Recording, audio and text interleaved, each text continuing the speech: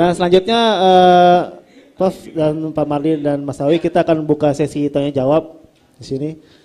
Saya akan memberikan 3 kesempatan kepada para rekan-rekan media yang ingin bertanya atau memperdalam ataupun memberikan kritik dan saran terkait revisi Undang Desa ini. Saya persilakan.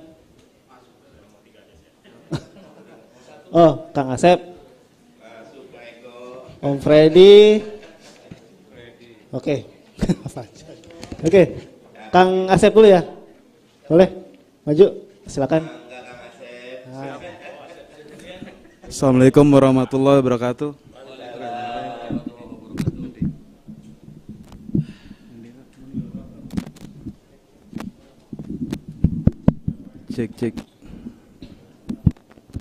Cek mati.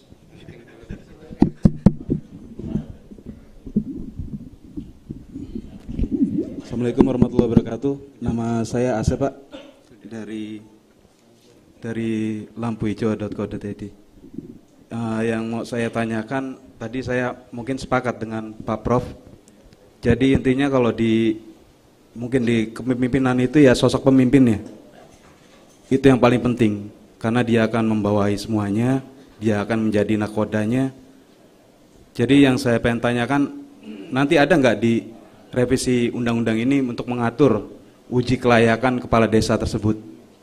Adakah nantinya mungkin dibuat seperti ya kita ingin menguji kapasitas dari pemimpinnya tersebut, atau mungkin nanti dibikin lembaga pendidikan calon kades, jadi semua yang mencalon kades itu dia sudah punya sertifikat lolos uji kelayakan tersebut. Terima kasih. Assalamualaikum warahmatullahi wabarakatuh. Assalamualaikum. Om Freddy.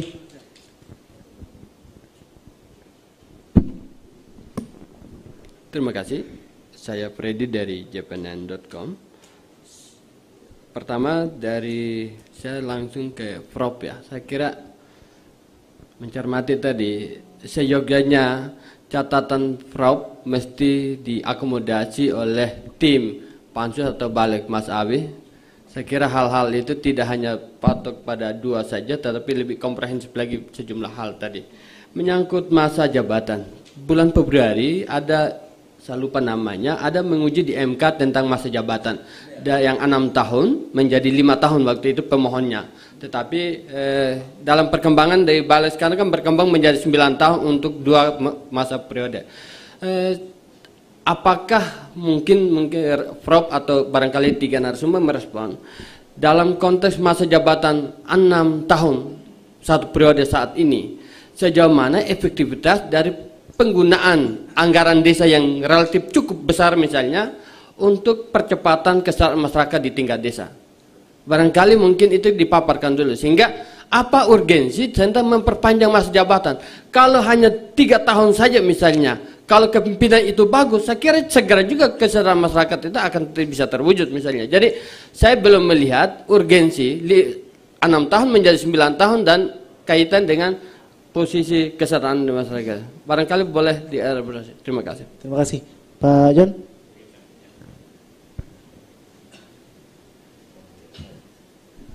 Ya, John Octaveri Pak dari koran1.id. Dulu saya di bisnis sudah pensiun, maaf. Oke, siap. Pertanyaan saya begini Pak, melihat kearifan lokal ya dan kemampuan dan potensi desa, itu sepertinya kita tidak bisa bermain-main atau bereksperimen dengan kepemimpinan di desa, karena inilah kader-kader yang akan menjadi pemimpin nasional nanti. Apa yang saya maksud adalah kedekatan kepala desa dengan warga desa itu berbeda dengan caleg misalnya atau kepala daerah. Nah untuk itu menurut saya bisa nggak misalnya undang-undang ini kita beri alternatif, jangan kita hanya mengatakan menyeragamkan tadi. Pak Johan Mansa, saya tahu misalnya dari Minangkabau itu ada sistem wali nagari ya. Mereka wali, ahli agama, hebat, berpendidikan dan adat juga paham, jadi bukan sembarang orang gitu loh. Nah kenapa kita nggak berikan pilihan-pilihan misalnya, untuk daerah tertentu itu kita beri pilihan bahwa mereka memilih musyawarah atau mufakat. Musyawarah mufakat. Boleh pilihan musyawarah mufakat atau pemilihan. Karena kalau kohesi sosialnya yang kuat, mereka akan cenderung musyawarah mufakat. Bibit bobot orang pemimpin di sana itu orang tahu semua. Rasanya tidak akan mungkin orang yang tidak mampu untuk maju di sana. Agamanya juga dites biasanya misalnya.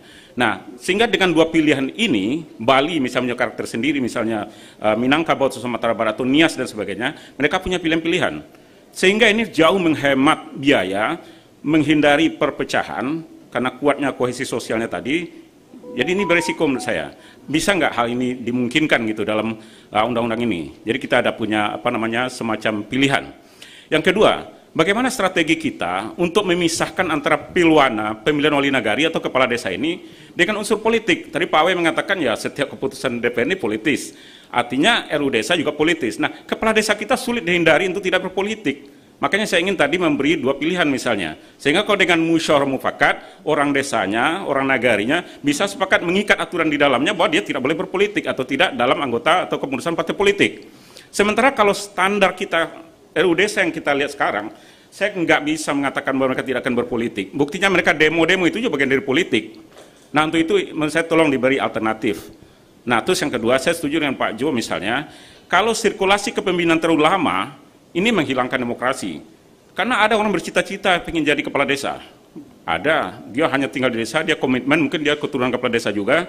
Nah, artinya kalau misalnya kita samakan saja dengan presiden misalnya, ya 5 tahun misalnya, saya lebih setuju begitu. Karena asumsi orang 2 periode itu efektif dan itu lebih melihat bagaimana demokrasi itu akan berkembang dan dia bersiap-siap untuk 5 tahun. Jadi dia hati-hati. Kalau dia berhasil dia akan dipilih lagi, kalau tidak ya tahu diri untuk mundur. Itu aja Pak, makasih. Oke, terima kasih Pak John. Beri tepuk tangan kepada para penanya dan mungkin akan langsung segera dijawab sekalian closing statement. Mungkin dari Mas Awi dulu. Oke, terima kasih. Pertanyaan pertama Kang Asep, apakah ada uji kelayakan? Kalau aturan teknis seperti itu biasanya normanya undang-undang, kita kan ada juga ilmu legal drafting gitu. Jadi yang teknis-teknis seperti itu tidak diatur di undang-undang, tapi di peraturan pemerintah ataupun peraturan menteri. Kondisi hari ini, kepala desa itu kalau nggak salah ya, nanti Prof Jo bisa mengkoreksi, dalam setiap pencalonan itu ada scoring, ada nilainya, tidak sembarang orang bisa mencalonkan. Hari ini kan kalau nggak salah, calon kepala desa itu dibatasi maksimal 5. Maksimal 5. Yang mendaftar itu lebih dari 5. Tapi di situ ada scoringnya. Ada yang tadi sertifikat apa dan pendidikan dan semacam itu ada semua. Itu di aturan teknis dari turunan dari undang-undang. Tapi semangatnya boleh. Nanti kan itu menjadi exercise untuk dibicarakan pada saatnya nanti ketika pembahasan dengan pemerintah. Bung Freddy, kita tidak bicara siapa yang akan membahas karena jangan-jangan draft RUU-nya belum dikirim ke pemerintah gitu. Jangan-jangan, tapi bisa dicek ke pimpinan apakah RUU desa sudah dikirim ke pemerintah. Kalau sudah dikirim ke pemerintah, pemerintah mengkaji dulu baru kemudian membalas surat DPR bersama surat dan juga dengan DIM-nya. Karena ada juga kadang surpresnya ada, DIM-nya nggak ada. Itu pernah terjadi dalam sebuah undang-undang. Yang mudah-mudahan besok dibahas. Nah, lazimnya di DPR memang biasanya pengusul RUU itulah yang membahas undang-undang, revisi undang-undang tersebut. Mayoritas begitu. Misalkan undang-undang di RUU diusulkan Komisi 6, maka ketika pembahasan nanti itu dikembalikan Komisi 6. Hanya satu kemarin yang tidak seperti itu, RUU Kesehatan. RUU Kesehatan inisiatif Balek, datang surat dari pemerintah, Bamus ke Komisi 9. Ya nggak tahu, itu keputusan politik kan, ketika bicara keputusan politik kan kesepakatan gitu. Nah, terkait dengan tadi ada soal jabatan, 5 tahun nggak mungkin. Karena putusan MK menolak gugatan yang 5 tahun. Oleh MK diberikan ini open legal policy, menjadi kebijakan pembentuk undang-undang pemerintah bersama DPR. Nah, kami tadi soal masa jabatan tidak ansih soal dana desa. Tapi juga indeks demokrasi dan kerawanan sosial itu menjadi bagian. Variabel kenapa dari 6 jadi 9. Itu kan jadi bagian juga. Cuman saya menyampaikannya pada aspek itu. Banyak, ada 19 item dalam perubahan revisi undang-undang desa ini. Nah, salah satu ada usulan, ya nanti. Tetapi yang kita lakukan hari ini, kenapa jadi 9 tahun? Bukan tidak ada ukurannya. Ya ukurannya itu, pertama ada putusan Mahkamah Konstitusi yang diberikan keleluasan kepada pembentuk undang-undang. Yang kedua dari aspek kerawanan sosial yang menjadi indeks kami soroti. Nah, selanjutnya tadi musyawarah menarik lah. Dalam RUU ini juga kita rumuskan ketika kepala desa itu calon tunggal, ya sudah diselesaikan lewat musyawarah. Tidak perlu kotak kosong, melawan kotak kosong. Awalnya mau mengadopsi undang-undang pilkada. Jadi ketika ada calon tunggal diperpanjang kemudian ada kotak kosong, ya sudah melawan kotak kosong. Loh, kalau memang calon satu apa mau ini tingkat desa, ya musyawarah aja ketok palu kan gitu. Nah, modelnya mungkin tidak sama persis dalam pelaksanaannya, tapi semangatnya yang disampaikan oleh Pak John, saya kira sama, sudah ditangkap oleh teman-teman. Dan terkait dengan penggunaan dana desa, dimodifikasi undang-undang ini, kami sepakat dengan Pak Mardhani, sudah muncul di undang-undang bahwa penggunaan dana desa juga diberi peluang untuk peningkatan kualitas sumber daya manusia. Itu penting, tidak hanya soal infrastruktur. Nah, yang terakhir, tidak benar kalau semua dana desa dibagi rata 2M. Tidak benar. Memang kalau pakai rumus hari ini naik 2 kali lipat jadi 1 miliar menjadi 2 miliar. Kami tekankan menggunakan persentase 20% termasuk aplikasinya, realisasinya harus proporsional. Melihat jumlah penduduk dan luasan wilayah.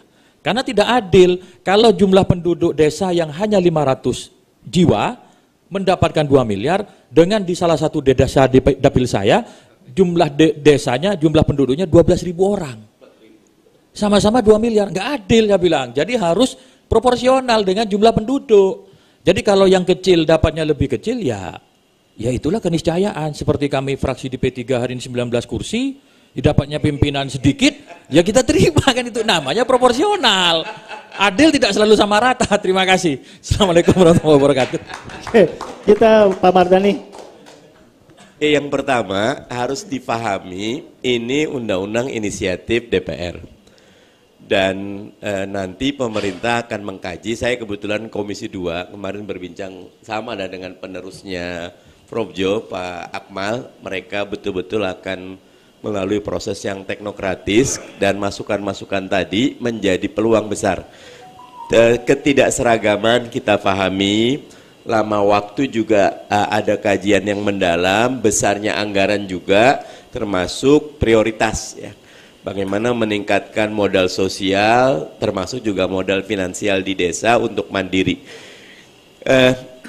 Lebih baik kita revisi sekarang, dengan posisi di mana Pak Jokowi sudah mau berakhir, artinya ada kecenderungan untuk tidak terlalu berkuasa tapi cair sehingga semua bisa masuk, yang Prof. Jo masukkan juga, masyarakat juga, dan kata kuncinya adalah undang-undang desa yang kita revisi ini bukan untuk kepala desa, tapi untuk masyarakat desa, maju mandiri untuk Indonesia yang kuat menuju 2045. Makasih.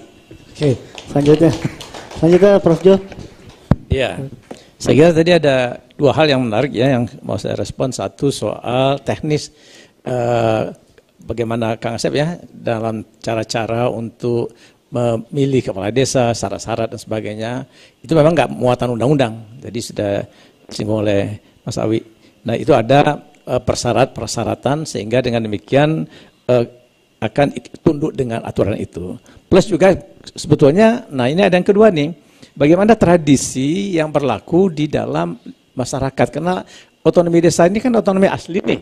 Jadi negara datang merekognisi, mengakui, ya ini begini tata caranya kami, ya selama ini memilih pemimpin, kami kalau di kampung saya di Sumatera Barat itu bawa ke kerapatan adat negari, ada musyawarah mufakat, nenek mama, alim ulama, cerdik pandai, kemudian pemuda, pemuda kanduang misalnya gitu ya, perempuan.